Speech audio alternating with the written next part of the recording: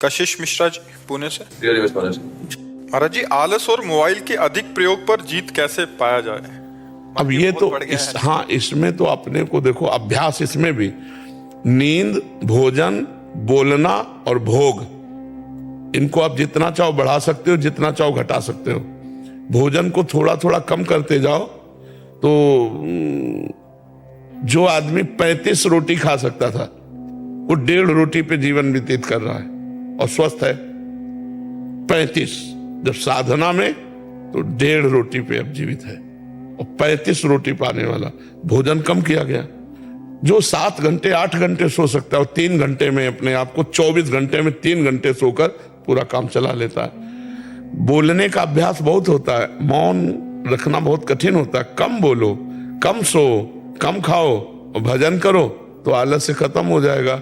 और जब भजन में रुचि होगी तो मोबाइल में क्या देखे, सब झूठी बातें हैं। कोई सीरियल है, कोई सिनेमा है, कोई नौटंकी, सब झूठी बातें। क्या देखना है उसमें? केवल समय नष्ट करना। और इतना सामग्री मोबाइल में है कि अगर 24 घंटा लगे रहो तो लगे रहो। फेसबुक है और कौन, हाँ इंस्टाग्राम, जो का, हाँ ये सब इसी में लगे रहो, इसी में। पहले मैं चाहता फोन बहुत, बाद में मैंने आपका चैनल सब्सक्राइब किया। जब भी बोलता चैनल हो तो पूरे फोन में सिर्फ आप ही आते थे 24 घंटे। हाँ, अगर सत्संग सुनोगे तो बुद्धि शुद्ध रहेगी। उससे मुझे 6 महीने में इतना फर्क पड़ा कि मतलब कि पहले सिर्फ मैं नेगेटिव पूरा वैसा था।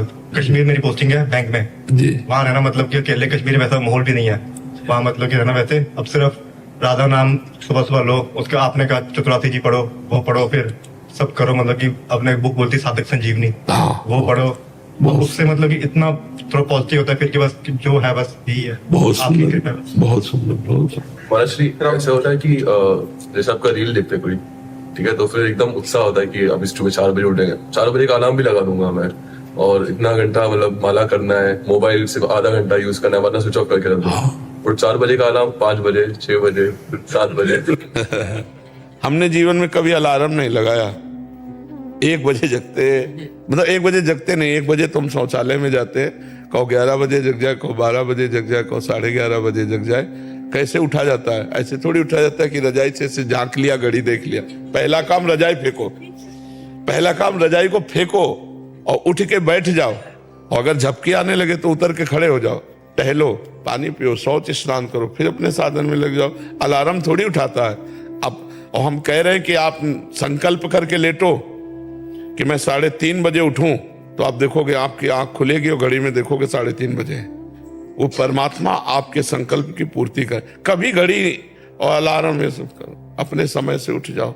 अभ्यास से ऐसा हो जाता है। तो इसके लिए थोड़ा मेहनत करनी पड़ेगी कि अब जैसे अलार्म बजा, सुना तो तुरंत उठ जाओ, एकदम उठ जाओ, बिल्कुल आलस्य मत करो। ऐसा करो, पहले बिस्तर से हटो, रजाई फेंक दिया, बाहर हो गए, और फिर एकदम मुंह आदि धो करके फिर नाम जप करने लगो, जो अपनी दिनचर्या में लग जाओ। 4 बजे तो बहुत कम है। 4 बजे तो यहाँ सत्संग शुरू होता है। लोग रोड में रात्रि में कैसे खड़े रहते हैं, तो पूरी रात भर लोग खड़े रहते हैं। तो हमें लगता है अगर हम अभ्यास करें तो हो सकता है, ठीक है। और मोबाइल का हम ये नहीं कह रहे कि आप बिल्कुल घंटा आध घंटा नियम रखें, हर समय मोबाइल में चिपना। आजकल तो ऐसे लोग कि गाड़ी भी चला रहे हैं तो मोबाइल का प्रयोग कर रहे, मरोगे और मारोगे। गाड़ी चलाते समय मोबाइल का बिल्कुल प्रयोग नहीं करना चाहिए। ऐसे में लगे तो कहाँ 1 सेकेंड में सामने वाला तुम्हें ठोक देगा या तुम सामने वाले को ठोक दोगे। मोबाइल बहुत अच्छी चीज है, बहुत बुरी चीज है, दोनों बातें। अच्छी चीज है कि आप अच्छे उसमें से चैप्टर ले सकते हो, प्रसंग ले सकते हो, समय पर आप किसी को फोन कर सकते हो। बचाव पक्ष में बहुत है और फंसाव पक्ष में भी बहुत है। तो इसलिए विवेक का प्रयोग करो, अच्छा ग्रहण करो, बुरा का त्याग कर दो। अभ्यास युक्त रहो जिससे आपकी नींद आदि नियत समय पर हो जाए। कै बजे सोते हो? जब आप उठते हैं। जब आप उठते हैं तब से। वैसे तो भले आदमी 5-6 बजे भी उठ जाते हैं, कोई तो 11-11 बजे तक सोते हैं। तो कोई 2:30 बजे उठने वाले भी बड़े हैं, दोपहर को 2:30 बजे उठने। तो फिर नहा धो के खा के फिर सो जाए। महाराज जी, बट यहाँ पे आके नींद नहीं आई। यहाँ पे 3 से नींद आई नहीं बिल्कुल भी। हाँ, दिव्य धाम है भगवान का यार। इनकी दिनचर्या कुछ ऐसी रहती है प्रभु, जैसे दिनचर्या ऐसी रहती है कि हम पशु चिकित्सक हैं तो हमें लेट हो जाता है, 9 बज जाता है कभी कभी फील्ड में, तो हमें सोने में 10-11 बज जाते हैं, सुबह इसलिए भी लंब हो जाता है। तो 11 बजे सो जाओ, 12, 1, 2, 3, 4, 5, 6 घंटा केवल नींद पर्याप्त है साधक के लिए।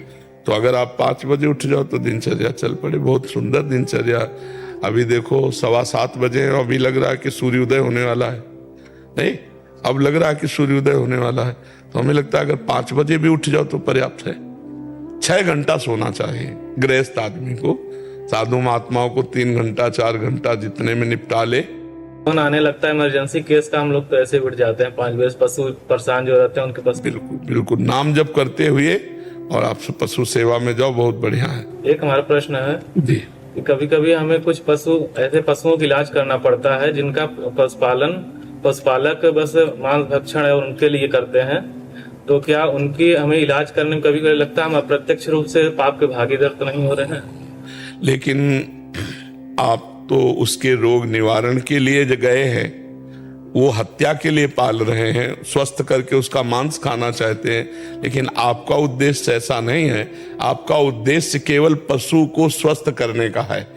आपको आगे की बात नहीं सोचनी है। आपके पास मन में बड़ा व्यथित होते हैं कि हम इसको यहाँ बचा रहे हैं लेकिन आगे चल के इसको और दूर। हाँ, पर आगे की बात ना सोचो। वर्तमान के प्राप्त सेवा को आप केवल उस समय देखो कि इस समय इस पशु को मुझे बचाना है, मेरा कर्तव्य है इसे दुख रहित करना। आगे भगवान जाने। कहीं भी फोन आवे तो आप पहले उस पशु में भगवान देखिए और उस पशु को स्वस्थ करने की भावना कीजिए। यदि हम ऐसा सोचें कि इसको कल कोई मारेगा, तो आज ही हम मार रहे हैं, क्योंकि हमें सूचना मिल गई कि वो रोग से ग्रसित है और हम नहीं गए तो वो तो कल मारता, आज हमने मार दिया। हम जाकर आज उसे बचाएंगे, कल भगवान जाने उसका परिणाम क्या होगा, है नहीं? हर जीव का परिणाम अपना है। तो इसलिए ऐसे विचार के द्वारा हम उस जीव की सेवा करते हैं। आगे का केस भगवान संभाले कि वो हत्या करेगा कि क्या करेगा। हम वर्तमान को देखकर उसको दुख निवृत्त कर देते हैं।